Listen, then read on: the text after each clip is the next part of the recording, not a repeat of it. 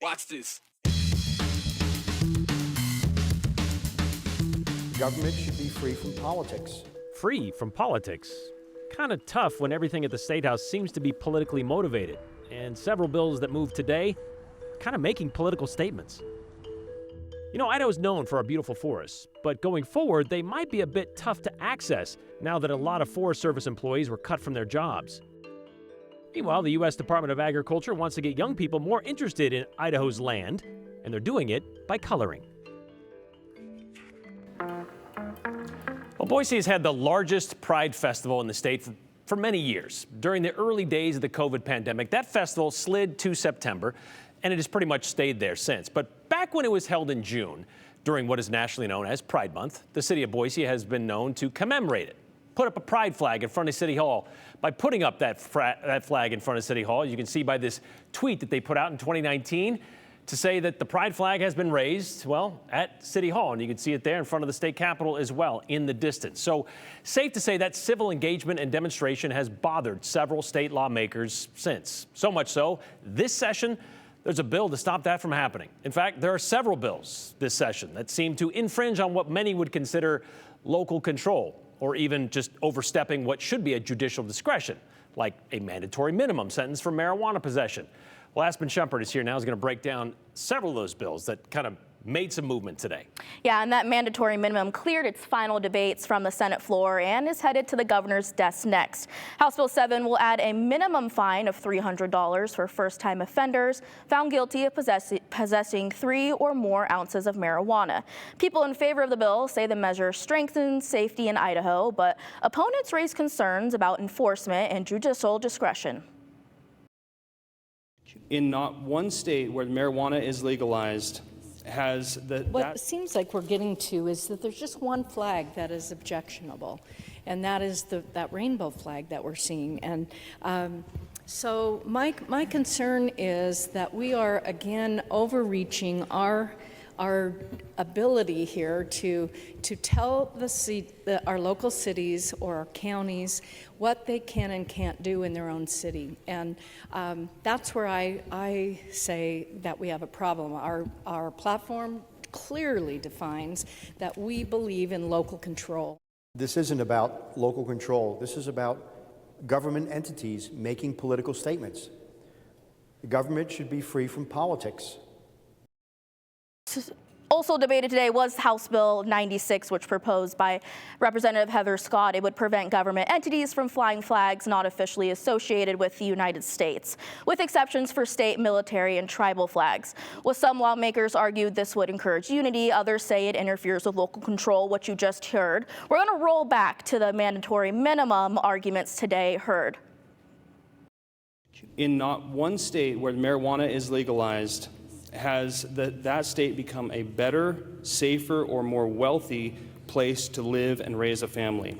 But I think the important thing here is not basically discussing the detriment of marijuana, et cetera, but we do know that research studies show that fines are not always a deterrent to behavior. So currently, right now in Idaho, if somebody is caught with a drug, marijuana, it's a misdemeanor. The judge has the discretion to charge up to $1,000 and punishable in jail as well.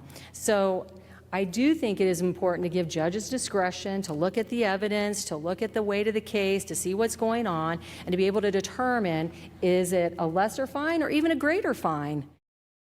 So what you just heard them talking about was that mandatory minimum. That House Bill 7 will add a minimum fine of $300 for first-time offenders found guilty of possessing 3 or more ounces of marijuana, which I told you about earlier. People in favor of the bill say the measure strengthens safety in Idaho. Others say it interferes with some concerns about enforcement. Now, Brian, that last bill to clear the Senate floor today was Senate Bill 1038, which says Idaho is not required to enforce mandates and other orders published by the World Health Organization, which passed with very little debate today. Okay, and that also, World Health Organization doesn't really have any jurisdiction over the state of Idaho anyway, so it's one of those bills that they just go, well, just cause. Right. They just want to throw that out there. So kind of to clear up, I know things kind of got a little squirrely there, but to clear it up, the flag bill, that one did or did not pass today? It did. It did pass, so that one moved forward. And also, the mandatory minimum is advancing as well. Yep. And something to mention about the flags bill that passed today, that is government entities and what they can fly in government buildings. That's different than the flags bill that we've heard in schools.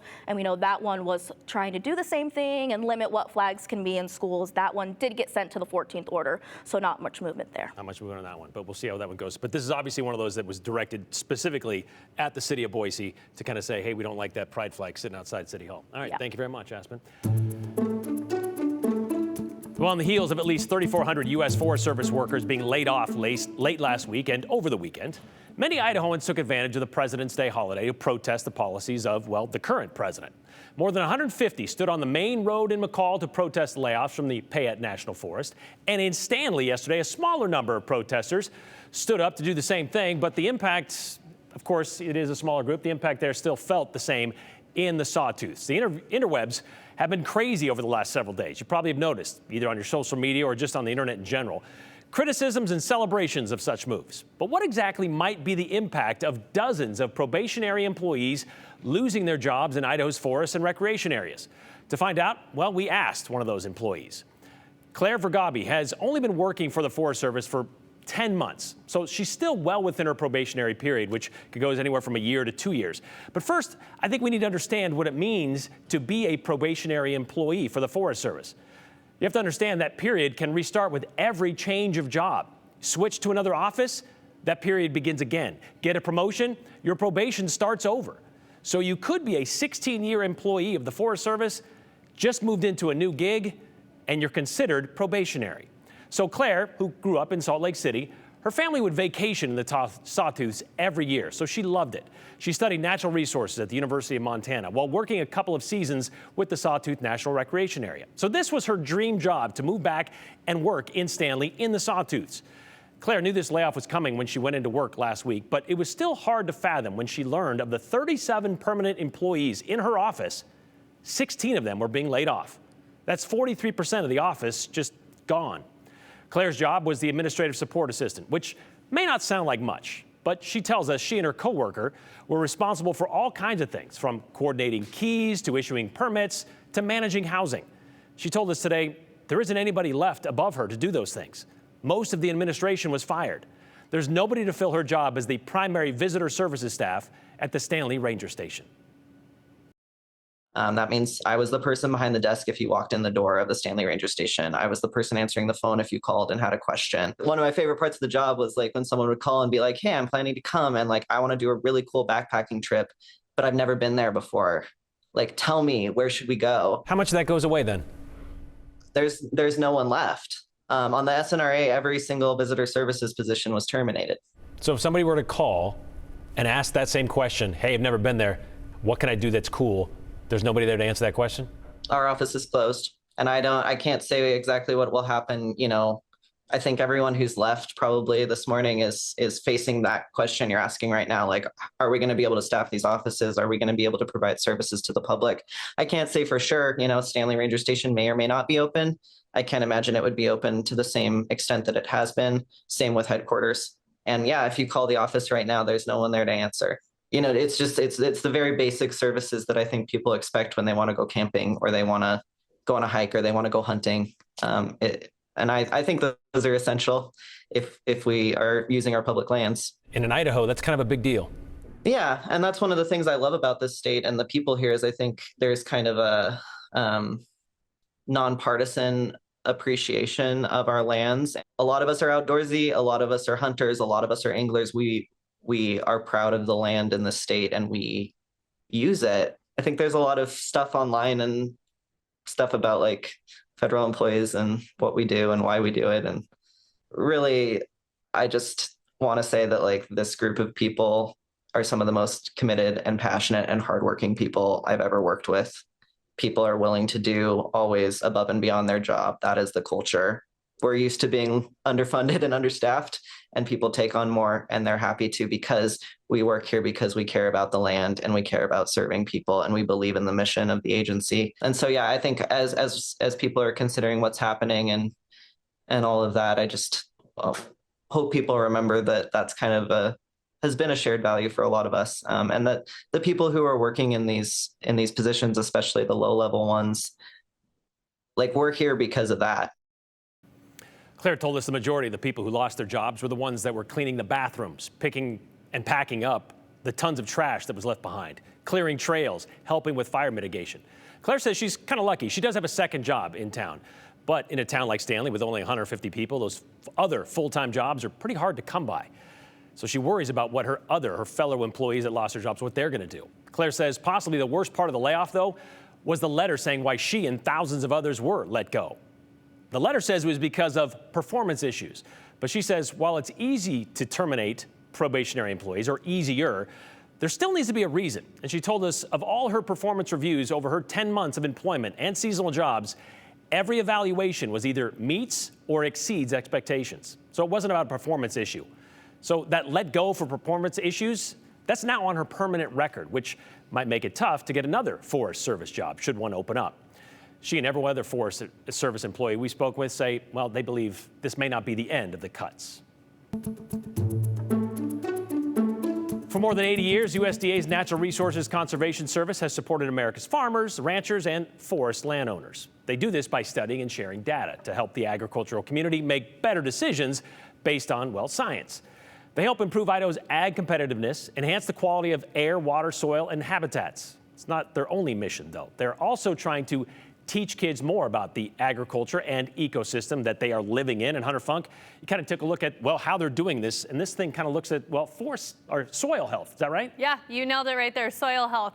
It's called Mighty Mini Microbes Tail, and it helps understand how microbes help plants grow. Mindy Rambo with the agency says understanding the microbial process in an agricultural state is crucial. It's important for all of us to know where our food comes from and how we get our food, because when you know what goes into it, you value all of the pieces of that process. Whether it's that tiny little microbe that's doing their best to feed the plant, the bee that is coming in to get its own dinner so that we get our dinners. And without that understanding, people aren't as likely to consider conservation important. Microbe, also known as a microorganism, is a tiny living organism that's too small to be seen with the naked eye. These organisms can be found in almost every environment on Earth, from the soil and water to the human body. And while some microbes can cause diseases, many play essential roles in processes like growing your food and the production of oxygen. This book has the microbes take shape as these little characters to explain how it works in our soil. Well, coming up at 6, we are going to literally dive into the pages and explain how the agency is also teaching families and farmers as well. Yeah, get them interested in that stuff they obviously love doing. Yeah. I mean, and you can color at the same time. How cool is that? Mighty Mini Microbes Tail. Yeah. Does she have a tail? No tail, but she's Story. a superwoman. Got it. Yeah. All right, thanks, Hunter. You know, Idaho has been named as a defendant in a lot of lawsuits. We're going to kind of look at some of those, as well as look at some of the fun being cut from Eagles' fun-filled fun days. Abby Davis has more in today's 411. The Stibnite Gold area already has areas that have been very impacted from past mining. Several conservation groups sued the U.S. Forest Service for approving the Stibnite Gold Mine project in Idaho's Salmon River Mountain. Perpetua Resources wants to remine this area for gold, silver, and other rare elements. But those suing say the project would harm public health, clean water, threaten species, and impact recreation. They want the court to reconsider allowing the project to go forward. Babe Vote doesn't give up. The group, along with the League of Women Voters, filed an amicus brief challenging 2 of Idaho's voting laws. It's basically a written document trying to convince the court that 2 of Idaho's voting laws made it so some Idahoans could not vote in the 2024 general election because the laws eliminated the use of student IDs as a form of identification. Now we wait and see if the brief does anything. Eagle Fun Days is getting a little less fun. The Wet n Wild Parade and Fireworks Show are cut from the agenda this year. The Eagle Fun Days webpage says the fireworks show was canceled because they did not have a location with enough space and with regard to environmental, health, and legal factors. But no explanation for cutting the Wet n Wild Parade. Community members aren't happy and are asking Mayor Brad Pike for answers. Eagle Fun Days is scheduled for June 27th and 28th. And that's the 411 on the 208. I'm Abby Davis.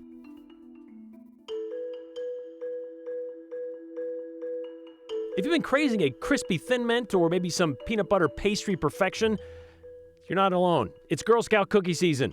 And one Girl Scout, 21 years ago, didn't use luck to crumble the competition. She used her personality. Oh, and her mom. This is the part of the show where we ask you to weigh in. We want to know what you think about what we've talked about or what we should talk about on a future episode. Text us, 208-321-5614. And as always, include your name and the hashtag #the208. And you know the rules if you want to see yours at the end of the show.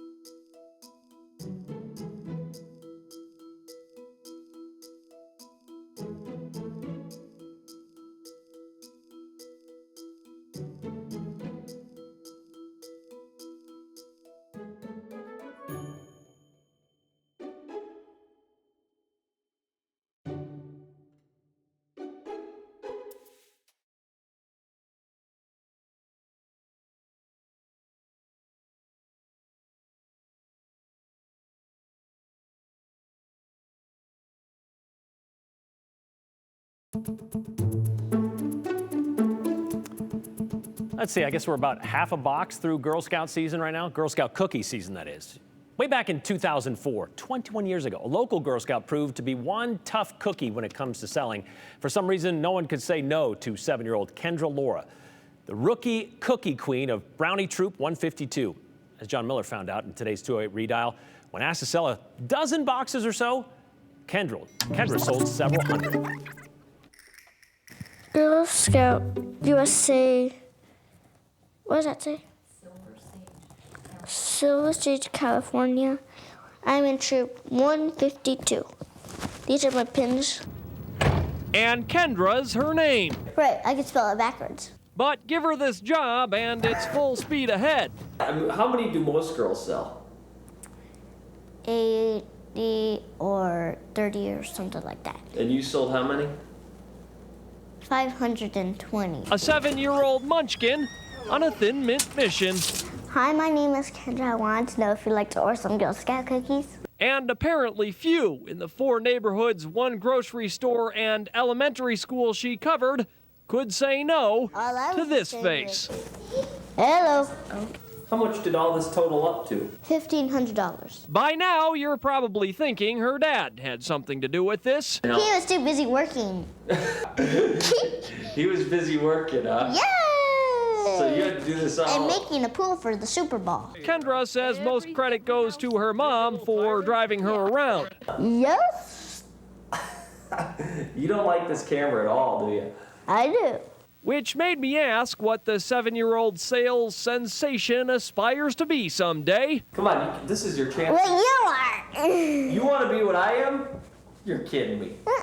You want to be a TV reporter. Right. But for now, she says she'll stick to serious business, selling cookies. It's $2.89 a box. Next year, she's gonna sell even more. Oh, yeah. 1,000. And someday, who knows? John Miller and Kendra Lara, Idaho's News Channel 7. All right. Nailed it. Kendra even delivered all 520 boxes back then. We did reach out to see if, well, Kendra ever got her dream job of being a television reporter, but we didn't hear back from her. But considering what we did find, I don't know, she didn't do that, but she may be working in sales. Who knows?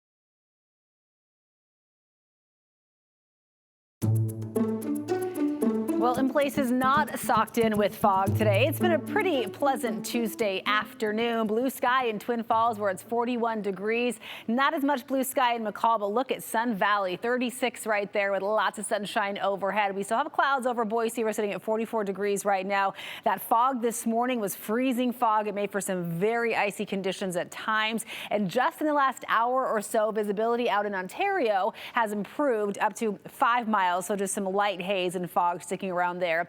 We do expect fog to redevelop tonight ahead of a system that will bring rain and snow back into the mix tomorrow. A first alert weather day coming our way for Wednesday. Pretty quiet out there right now, just the clouds overhead, but you see the leading edge of this system bringing rain and snow to portions of southern Oregon right now. That will all continue filling in from west to east tonight. So by 7 to 8 o'clock tomorrow morning, temperatures cold enough that we will likely see some light accumulating snow all the way down to valley floors. But as temperatures warm throughout the day, we will see rain showers in the afternoon. It will be a soggy, wet, wintry Wednesday, I should say, coming our way. And as we talk about snow potential for the next 24 hours or so, again, less than an inch generally for most of our lower elevations. The further west you go out towards Ontario, Weiser Council, an inch or two is possible. And then our mountain valleys, 2 to 4 inches potentially. Not a whole lot on tap for you in the Magic Valley, but an inch or so possible for Twin Falls in the morning hours with that rain snow mix in the afternoon. So expect a slow drive into work tomorrow as those temperatures again will be below freezing. So that will allow snow to stick to streets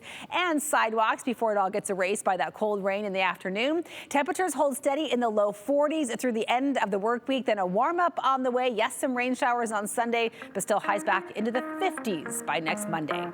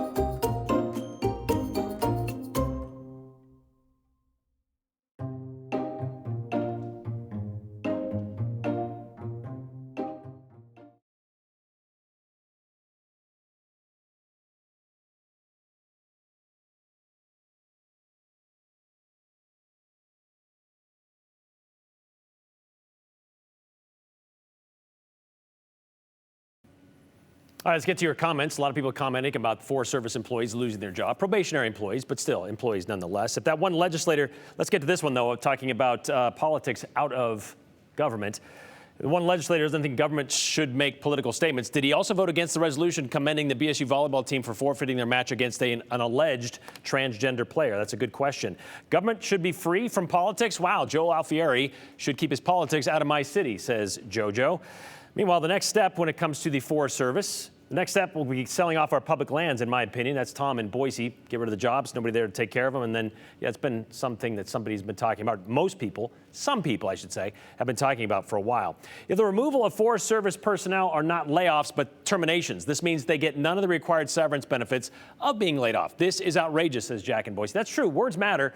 It's not necessarily a layoff. It is a termination. And yes, that's on their record now when it comes to performance reviews. And no, they don't get that benefit of, well, being laid off and then going to unemployment for that kind of stuff. And we told you, says Mark, yet the majority of Idaho voters voted for this. I assume he means voting for Trump. And I want to get this one in. Per Claire's story, sorry, I personally never relied on the Forest Service to advise where I would camp or visit the Idaho outdoors. This one's from MS and McCall. But there are a lot of people outside of Idaho that do. And that's the point. They're public lands. We'll see you tomorrow. Continue with us and watch free now on the KTVB Plus app everywhere you stream.